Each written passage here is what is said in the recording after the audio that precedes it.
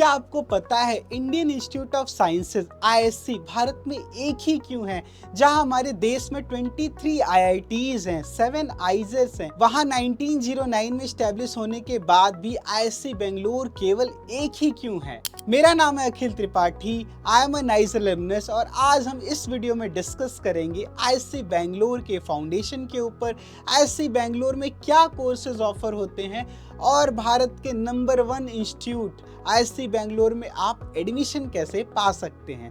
और साथ में मैं अपने पर्सनल एक्सपीरियंसेस से आपको कुछ इंटरेस्टिंग स्टोरीज IISc बेंगलोर और भारत के रिसर्च लैंडस्केप के बारे में बताऊंगा। Recently I was invited in a conference in Kerala as a youngest speaker, जहां मेरी मुलाकात आइजर तिरुवनंतपुरम के founding director Padma Shri professor ED Jemmis से हुई और उन्होंने मुझे एक इंटरेस्टिंग स्टोरी बताई कि भारत में मनमोहन सिंह जी गवर्नमेंट ने जब 2006 में आईजर्स बनाने का प्लान किया पुणे और कोलकाता में, तो उन्होंने इनिशियली सोचा था कि IITs की तो एक लेगेसी चल रही है, हम IISc बेंगलोर जैसा सिस्टर इंस्टीट्यूट बनाते हैं और उन्होंने IISc पुणे और IISc कोलकाता बनाने का प्लान किया।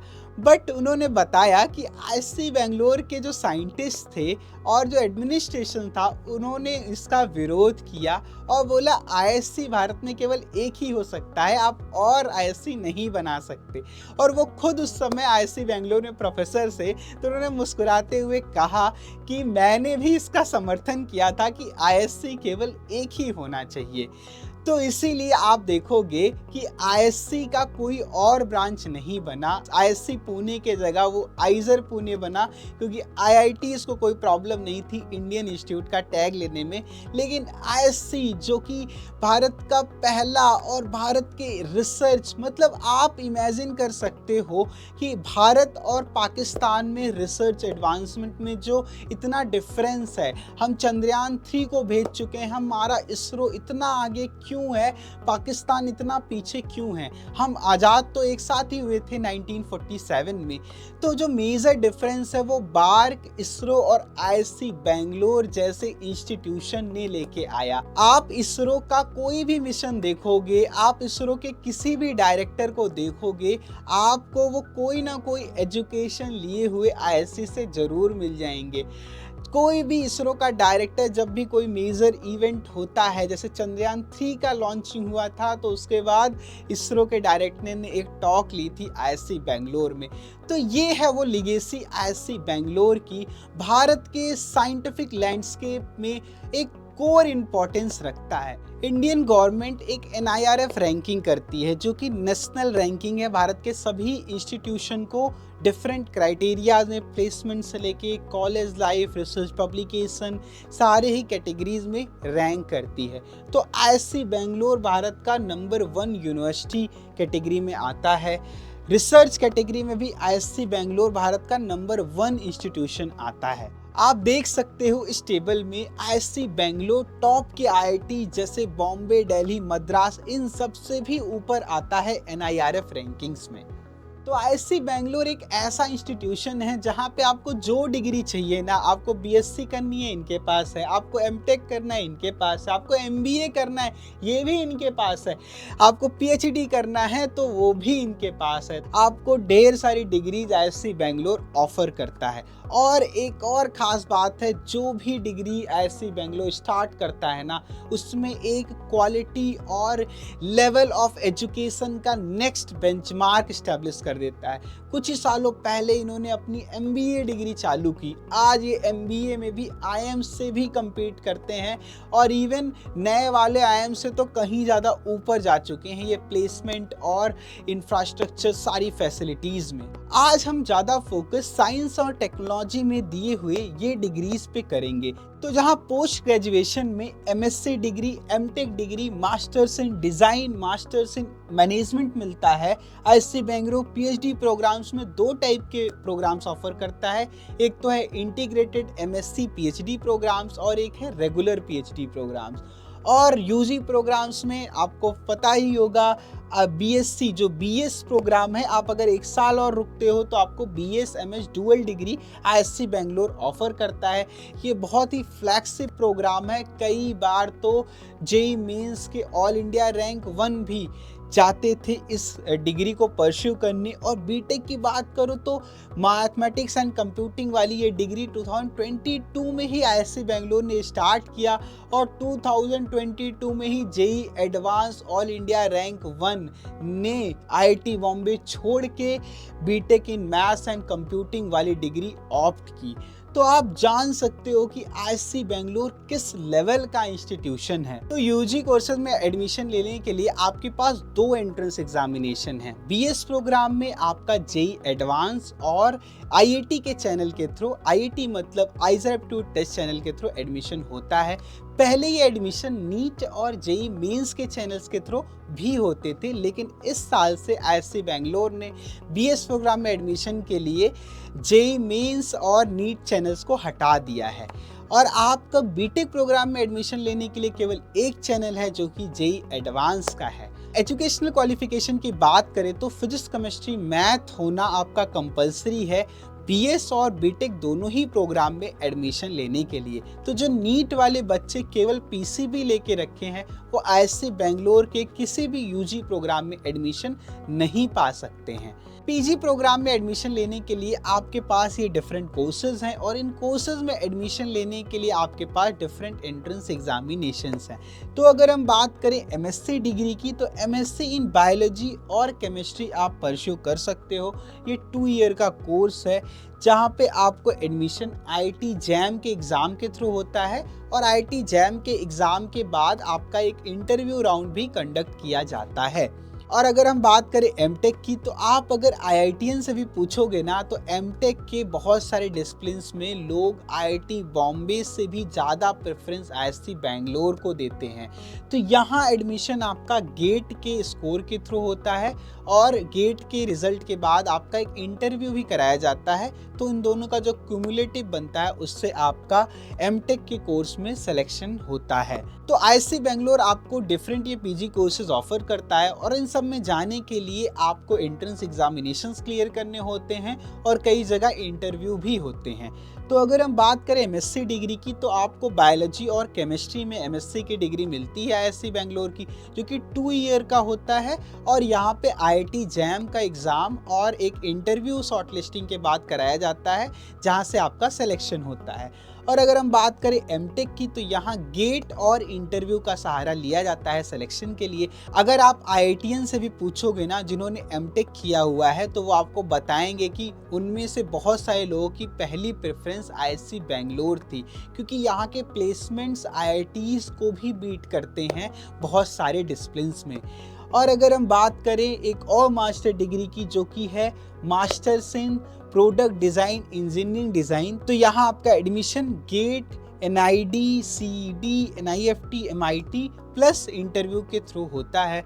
और अगर हम बात करें masters in technology and management focus में, तो यहाँ आपका एडमिशन जो है वो कैट, गेट, जीमैट, जीआरई और जीडी प्लस इंटरव्यू के सहारे होता है। तो आप इन सब के थ्रू आईएससी बेंगलोर के ये फ्लैगशिप प्रोग्राम्स में एडमिशन ले सकते हो। और अगर आप masters in design programme, masters of management programme के बारे में और इन्फॉर्मेशन, इनकी एलिजिबिलिटी, सिलेक्शन प्रोसेस को जानना चाहते हो, तो आप इस स्लाइड का स्क्रीनशॉट ले सकते हो। अब हम बात करेंगे आईएससी बेंगलोर के पीएचडी एडमिशन के बारे में। तो आईएससी बेंगलोर में 2 टाइप की पीएचडी होती है। एक है आपकी रेगुलर पीएचडी जो कि 5 साल की होती है, जहाँ पे आपको बैचलर्स के बाद मास्टर, अगर आपका बैचलर्स न्यू एजुकेशन पॉलिसी में 4 साल का है तब तो आप डायरेक्ट बैचलर्स के बाद पीएचडी में जा सकते हो। लेकिन अगर आपका बैचलर्स 3 साल का है तो आपको मास्टर्स के बाद ही इस रेगुलर पीएचडी प्रोग्राम में एडमिशन मिल सकता है। ये 5 ईयर का होता है और इसका सिलेक्शन गेट, नेट, जेआरएफ जैसे एंट्रेंस एग्जामिनेशन से होता है और इसके बाद आपका एक इंटरव्यू भी आईएससी बेंगलोर फाइनल सिलेक्शन के लिए कंडक्ट करवाती है। और अगर हम नेक्स्ट बात करेंगे तो आपके इंटीग्रेटेड पीएचडी प्रोग्राम्स हैं, जहां आप बैचलर्स के बाद तुरंत जा सकते हो, क्योंकि यहाँ पे आपको मास्टर्स डिग्री और पीएचडी डिग्री दोनों ही साथ में दिया जाता है। तो जहाँ एक रेगुलर पीएचडी 5 साल की होती है, वहाँ पे ये इंटीग्रेटेड वाली पीएचडी 7 साल से 8 साल तक भी चली जाती है, क्योंकि आपको यहाँ पे मास्टर्स का भी डिग्री साथ में मिल रहा होता है। तो इसका सिलेक्शन आपका आईआईटी जैम के एग्ज़ाम से होता है और फिजिक्स में आपका जेस्ट एग्ज़ाम के स्कोर भी एक्सेप्ट किए जाते हैं। फाइनल आपका इन एग्ज़ाम्स का स्कोर और इंटरव्यू आपका सिलेक्शन डिसाइड करता है। अब यहाँ आप एप्लीकेशन कैसे कर सकते हो, तो आपको सबसे पहले आईएससी बेंगलोर के वेबसाइट पे जाना होगा। वहाँ पे आपको एडमिशन सेक्शन में जाना होगा। उसके बाद आप कौन से प्रोग्राम में एडमिशन लेना चाहते हो, आपको वो प्रोग्राम सेलेक्ट करना होगा और आपको एक अपना अकाउंट बनाना होगा और सिस्टम में लॉगिन करना होगा।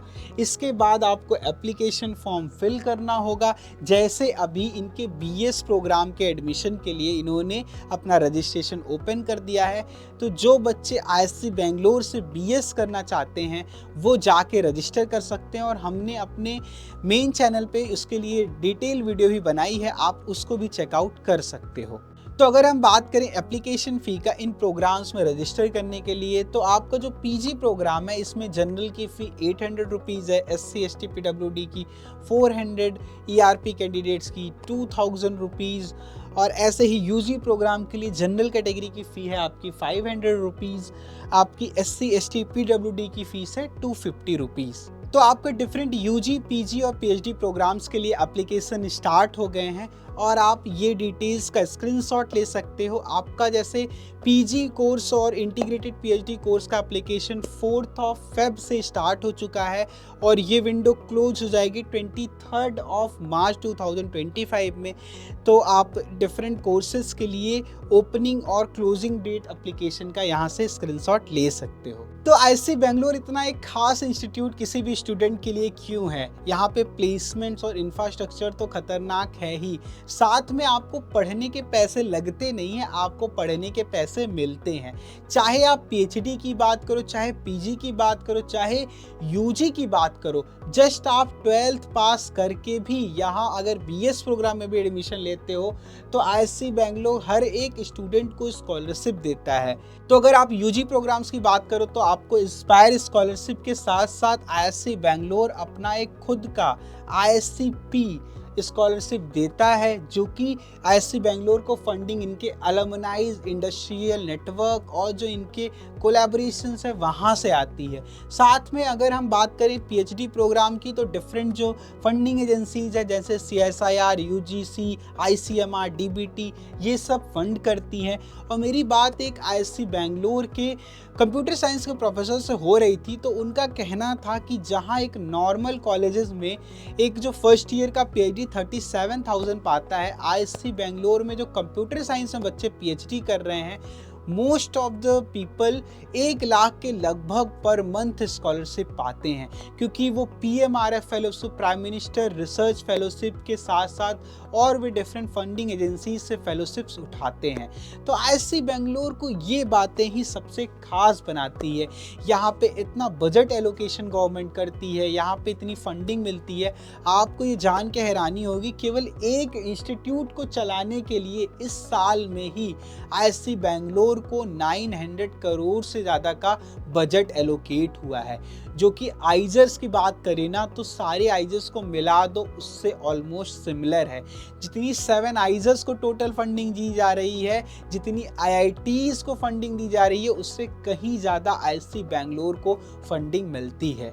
तो अगर हम अमाउंट में बात करें तो जहां नॉर्मल पीएचडी को 37,000 से 42,000 एसआरएफ में फंडिंग मिलती है, बीएससी में आपको 5,000 पर मंथ की स्कॉलरशिप मिलती है, आपको एमटेक में 12,400 की स्कॉलरशिप मिलती है, और सिमिलरली आपको इंटीग्रेटेड पीएचडी प्रोग्राम में 16,000 एज स्टार्टिंग ईयर, और फिर आप जेआरएफ हो जाते हो और एसआरएफ हो जाते हो तो आपको पीएचडी वाली ही फंडिंग मिलती है। और एक खास चीज़ है जो आपको आईएससी बेंगलोर में मिलती है कि आपको यहाँ बहुत सारे बच्चे ऐसे मिलेंगे जो कि पीएमआरएफ फेलोशिप से फंडेड होंगे। ये पीएमआरएफ फेलोशिप इतनी अच्छी फेलोशिप है ना, यहाँ पे आपको एक कॉर्पोरेट आईआईटीएन जितनी जॉब करके कमाता है ना, उतना आप पीएचडी करते हुए अपने पैशन के टॉपिक को स्टडी करते हुए आप फेलोशिप लेके आते हो। यहाँ पे आपको 70,000 से स्टार्ट होती है आपकी पीएमआरएफ की फेलोशिप और ये 5th ईयर तक 80,000 रुपीज़ तक जाती है।